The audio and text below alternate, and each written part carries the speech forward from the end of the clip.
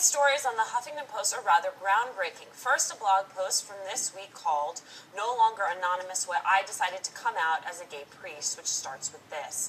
On May 23rd, 2013, I will be celebrating my 15-year anniversary to the priesthood as a Catholic priest for the Archdiocese of St. Louis, Missouri. On the eve of this anniversary, I have released the second edition of my book, Hidden Voices: Reflections of a Gay Catholic Priest, which was originally published anonymously in 2011. The second edition is now available and has one main difference. It is no longer anonymous. The decision to release the book under my name was not an easy one to make, but one I felt was necessary. The book's author, Father Gary Meyer, joins us now to talk about his blog, his priesthood, and his decision to come out. Welcome, Father Gary. You posted this on Facebook. What was the response like after you came out both as gay and in losing your anonymity? The response has been unbelievable. I came out a week ago on the 15th and started promoting the book launch that's coming up, that came up on this past Tuesday, but it's been an unbelievable response. I've been hearing from people all around the country and, in fact, all around the world in support of, and then, of course, some not so supportive responses as well. What do those not so supportive responses look like?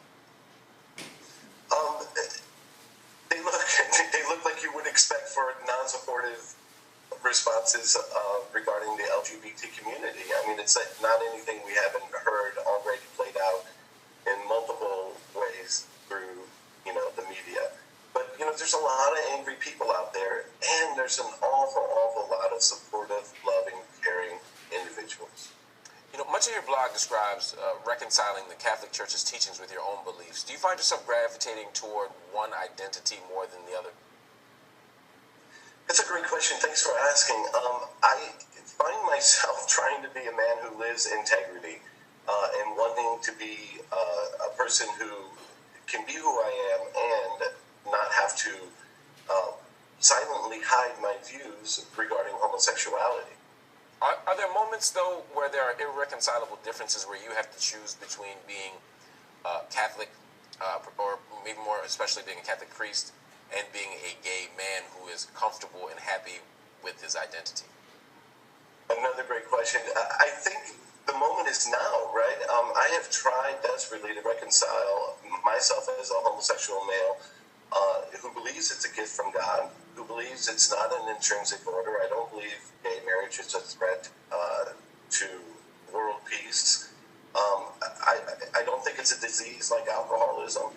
And for the past several years, as we've been hearing more and more what I call the anti-gay or hostility from the pulpit, it's just been harder and harder to remain silent on that issue. One thing I was curious about is, how does that perspective sort of jive with the Pope's recent pronouncement just in the last couple of days that he seems to have a far more broad understanding of, a more Catholic understanding even, of what faith is about, what salvation is about. That he says everyone is included in this, that even the sinner, the atheist, etc. Is this a moment where the Catholic Church may be more open to gay identity than perhaps the previous Pope? I certainly hope so. I hope you are correct in saying that. I think the verdict is still out. I think this Pope, this current Pope, is just recently, elected to the papacy. So we're going to have to wait and see where exactly he stands on this issue. Father, I want to bring this out for you. This is a comment from Jan Cummins, who says, I would like to know how Father Gary feels about other Catholics who say that being gay is a sin, and then quote the Bible to back up their argument. How does he respond to those people? There are an awful lot of people, right, who quote the Bible regarding homosexuality. I think as Catholics, we don't interpret the Bible literally. So it's easy for the Catholic understanding to read the Bible and recontextualize it in its historical context and understand what those scripture passages are really referring to, which is not so much an abomination, but about a particular behavior at the time. That's one perspective, right? And another person could say, no, that stuff is pretty clear. That's not to suggest that being gay is truly a sin, but that maybe it's just time to leave that tradition, right? I mean, have you ever taken the moment to say, you know what, maybe Catholic faith is pretty clear about homosexuality. I disagree with it. Maybe I just don't need to be a Catholic priest anymore. Sure. I mean that's been part of my internal struggle, if you will. But here I say this all the time too, especially in a lot of the interviews and at the book launch.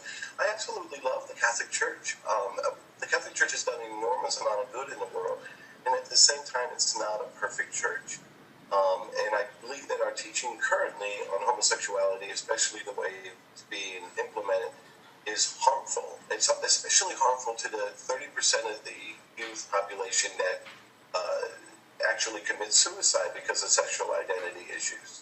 Absolutely. Well, Father, thank you for spending some time with us, and we applaud you and your courage for coming out and really being an example for many people around the world. Thanks for having me. Appreciate it. All right. Another brave and groundbreaking endeavor from the other side of the world. This morning, former professional skier Yuichiro Miura became the oldest man